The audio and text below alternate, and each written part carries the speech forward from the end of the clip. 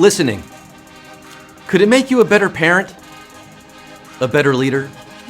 Even perhaps a better person? Could listening to motivating fitness programs get you fit? Could listening inspire you to start something new? These are thought starter phrases Scott can adapt based on show topic or theme. There's never been a better time to start listening on Audible, baby! And there's never a better time to win cash by answering cues than right now on Bookworm Trivia Night, presented by our good friends at Audible. Listen up, HQties. I'm your host, reading Henrik Ibsen's Ghosts, the Hound of the Askervilles, F. Scott Fitzgowski. Live from Pemberley, Oscar Wilde and out, getting lit with all you bookworms, including Amanda and George Paul, who just gave birth to triplets, Mazel, Samantha Payne, Vanessa Nogueira, and Chad's wife Megan and Dana in Calgary, celebrating B-Days today on Pi Day, Danny DeVito Day. We had that earlier today in HQ, and now it's Bookworm Night Day, Audible Night. Make sure you blow out your candles, by the way, all you birthday kids. Do it Romney style. And make sure you got your sound turned all the way up tonight, all right? Because I have an extra special edition. Turn it up. Get turned. This is a special edition of HQ just for you. I will be asking 12 audio-assisted questions featuring excerpts from audiobooks you could easily find on Audible. And if you get them all right, you'll be going to bed with a heavier wallet because you'll be splitting our jackpot cash prize of 5,000 Da Vinci Codes, 5,000 Dante's Infernos, $5,000 plus. We'll throw in a million little pieces. Was that book discredited? Sure, but you can still find it on Audible because Audible gives you access to an unbeatable selection of audiobooks, including bestsellers, motivation, mysteries, thrillers, memoirs, and erotic thrillers. And the best part is you can listen on any device, anytime, anywhere, at home, at the gym, on your commute, or just on your way to the library. Do you have an extra life? Use that life tonight. It keeps you in the game if you get it wrong. You can only use once per game, not in Final Question. Maybe use one tonight. Use one, I don't know, on Sunday night, because we're doing the one. HQ's going back to find the one. One winner takes all. $10,000 going to just one of you. I don't stop asking questions till the one HQ is standing. And breaking news. Breaking news. We're going back to Hogwarts, kids. Harry Potter Part 2. Next Thursday night, March 21st. Oh yeah, we're doing it. You wanted it. You wanted it the first time, we're doing it again a second time. I assume you still wanted it the second time. But forget the Wizarding World right now, okay? It is time to visit the Quizzarding World on this Thursday night. Let's get down to the nitty-gritty with over 400,000 of you in the game live around the world. Let's get this special Audible show on the road. Numero uno. Who is this autobiographical narrator? Listen. Now she had me do the Shakespeare Festival. It was a monologue, so I played all the characters. I was doing pretty well at some of the smaller competitions. But then there was the big one. And I won first place. Okay, so the first question there. So we gave you a little more than just the audio. Who is that narrator? Jane Austen, Tiffany Haddish, or Winston Churchill? If you loved her in Girls Trip, you might want to get a copy of The Last Black Unicorn, a book of personal essays narrated by its author, star of stage and screen, Tiffany Haddish. You saw her there. You heard her voice. She narrated her own autobiography. That's how that works, folks. 328,242. She ready. And you're ready for Q2, but really, 11,000 thought that was Winston Churchill. I mean, Jane Austen... Winston Churchill. Q2. This novel is called A Clockwork what? Mango? There were 3 Devotchkas sitting at the counter all together, but there were 4 of us Malchiks, and it was usually like one for all and all for one. Usually like... What's that novel? A Clockwork what? Mango, banana, or orange? You shouldn't even need the audio for this one. Come on, A Clockwork what?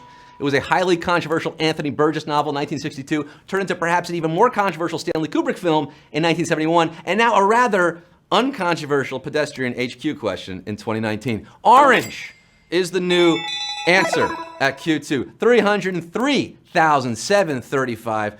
Knew this one. Very good. You got your droogs. You're ready for a bit of the old ultra-violence at Q3. The rest of you, Go to the milk bar. Q3, who wrote this novel? Listen. Well, everybody does that way, Huck. Tom, it don't make no difference. I ain't everybody. All right, who wrote that novel? Ernest Hemingway, Charles Dickens, or Mark Twain? You getting the hang of this now? This is fun, this is new, this is different. I love this. Audio questions here. All right, the answer, of course, not Samuel Clemens. I'm not putting the birth name, I'm putting Mark Twain, the pen name. Of course, Mark Twain, The Adventures of Tom Sawyer. A modern day warrior, mean stride. 277,632 of you got a mean pride. Never the twain shall meet for the 25,000 who are 8, but all aboard this Twain train, we're going to Q4. A portrait of the artist as a young man was written by a man from which place? Ireland, Wales, or Scotland? 25,000 out there. Oh, shucks to Huck. Huck this quiz is what you're probably saying. James Joyce knows a thing or two about being a young man and a young artist. Before writing this debut novel in 1916, he had a short story collection called Dubliners under his belt. Should probably give it away now. His mother had a nicer smell than his father. She played on the piano the sailor's hornpipe for him to dance. Dubliners, Ireland, yeah. Colin Farrell there, doing the audio on the audiobook. Shout out Colin Farrell, also in Dumbo. Happy Bloomsday to 119,329 who knew James Joyce, wrote The Portrait of the Artist of the Young Man, and then also knew James Joyce from Ireland. Eringo bra. And we're going to Q5. Getting lit, extra lit tonight. This is the beginning to a classic novel by what author? Listen. It was a bright, cold day in April, and the clocks were striking 13. These clocks go to 13, baby. Was it George Orwell, Ray Bradbury, or Arthur C. Clarke? Novel by what author? Orwell, Bradbury, Clarke. The year may have passed as long ago, but many of the dystopian premonitions in this book have never felt truer than they do today. One could argue we're living in Oceania right now. I'm talking about 1984, of course, by George Orwell, the year of my birth. 100,758. Avoiding Big Brother here at Q5. The rest of you going down a memory hole. Didn't remember Orwell. Clocks going all the way to 13, and we're turning this quiz to 6. Q6. The halfway point. Which of these novels features a protagonist named Santiago, the Kite Runner, the Da Vinci Code, or the Alchemist? Now, this book was a major hit. Being translated from Portuguese to English, we're talking about the young shepherd Santiago featured in Paulo Coelho's The Alchemist. The boy's name was Santiago. Dusk was falling as the boy arrived with his herd at an abandoned church. The roof had fallen in long ago, and an enormous sycamore had grown on the spot where the sacristy had once stood. Obrigado. It's Portuguese. That's all I remembered from my 2 days in Lisbon. 77,475. Alchemizing, hypnotizing, smizing. I can't smize. Turning Q6 into gold tonight. Getting Q7. The author of this novel did not also write which of these? Emma, Jane Eyre. Oh, right. It is a truth universally acknowledged that a single man in possession of a good fortune must be in want of a wife. Aha! That audio clip. What is that? The author of this novel did not write which of these? Emma, Jane Eyre, or Persuasion? Did not also write. So you heard the author there. Did not also write which of these? Ain't this something, guys? Jane Eyre and Jane Austen. You think, what? They sound similar. Well, one's a novel by Charlotte Bronte, and the other is a novelist of Emma, Persuasion, and Pride and Prejudice. From where we heard that clip there, Jane Eyre is your answer here. 54,571 of you knew that one. Jane says, bow, bow, I'm done with Sergio. I can't hit the high notes tonight. My Q8 for the 54,000 left. Which of these Neil Gaiman works did not begin as a comic book or graphic novel? The Sandman, Mr. Punch, or American Gods? And this one seems like it could have been a graphic novel when it was published in 2001, but it was just a regular old fantasy novel without illustrations. Boring! Not only are there no happy endings, There aren't even any endings. No happy endings. Tell that to Robert Kraft. American Gods is your answer here. And we got a savage question after a savage joke. Q8, taking out 42,000 plus of you. Oof, ripped out of the book tonight, 16,008. You're still listening. You're still listening to me asking you questions, literary questions, on this Audible night. Q9, what Stephen King novel features a nightmare spider from beyond time and space? The Stand, Pet Sematary, or It? You know, when not furiously tweeting, Stephen King has been bringing us a lot of freaky deaky stories over the years from his hideout in Bangor, Maine. Richard Bachman, too. But the only place you'll find a trans-dimensional spider like this is in It. Then Beverly was shrieking, clinging to Bill, as it raced down the gossamer curtain of its webbing, a nightmare spider from beyond time and space. A nightmare spider from Bed Bath and Beyond. Time and space. 23,585. This is it. Bow. Make no mistake where you are. This is it. It's not it for you yet. You got 3 questions left to win tonight's game of HQ. $5,000 on the line. Q10, here we go. The end of this best-selling novel famously ends with what? Listen. My name isn't of Fred. I have another name, which nobody uses now because it's forbidden. Did you hear that?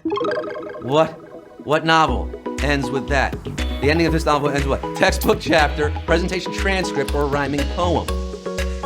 That novel famously ends with what? You just heard it. Folks, when I say Margaret, you say Atwood. Margaret. Margaret. This Canadian literary giant penned The Handmaid's Tale, the truly dark and dystopian sci-fi look at the not-too-distant future, and it ends with a presentation transcript. It ends with a presentation transcript? Yes, it does. 12,181 of you knew that one. Maybe you're not so familiar with the book or the audiobook and you're more of a Hulu original series fan. Shout out Lizzie Moss. We got 2 questions left, the penultimate one here at Q11. Which of these titles is part of the Outlander series? The Worth of Stars, Stolen Time, or Drums of Autumn? Now, we ignorant Americans pronounce it Gabaldon. Gabaldon. Gabaldon. In Spain, it's Gabaldon. That's the proper... Anyway, Diana Gabaldon. All right, you know her. She's just churning these books out. Now it's a TV show. The time-traveling Outlander books march to the beat of their own drums. The Drums of Autumn, that is. Your face is my heart, Sassenach, he said softly, and love of you is my soul. Drums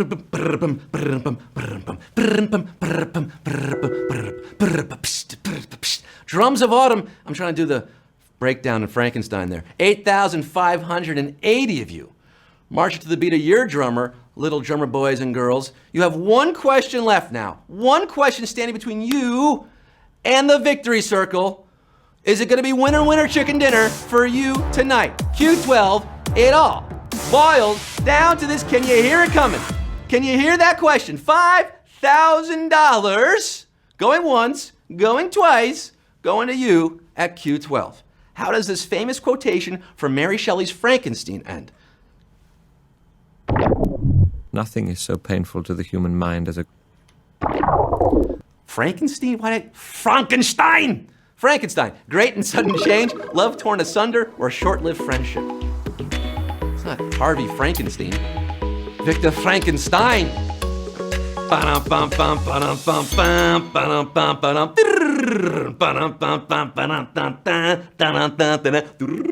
There's my Frankenstein.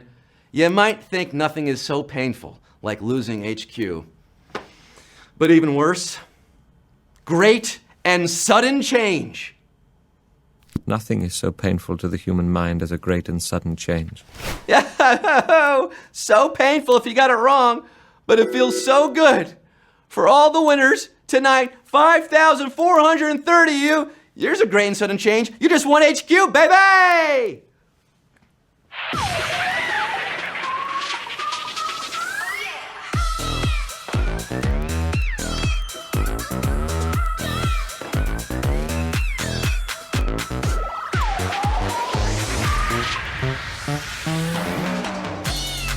This is what happens when you do 2 shows in one day after not doing that for a long time. You lose You lose your voice, you get a little hoarse, you can't hit the high notes tonight. But 5,430 of you certainly did. You listened up and you listened well. C. Golier, Mr. SCR, Fancy Boxer, Derek V, Mick Shiplitbick. Oh, I know, I can't pronounce this, from X-Men, right? Kelly Alex, Trace, Kiko Panda. Congratulations, just under $1. 92 or 93 cents going to all of you. How about that holler for $1?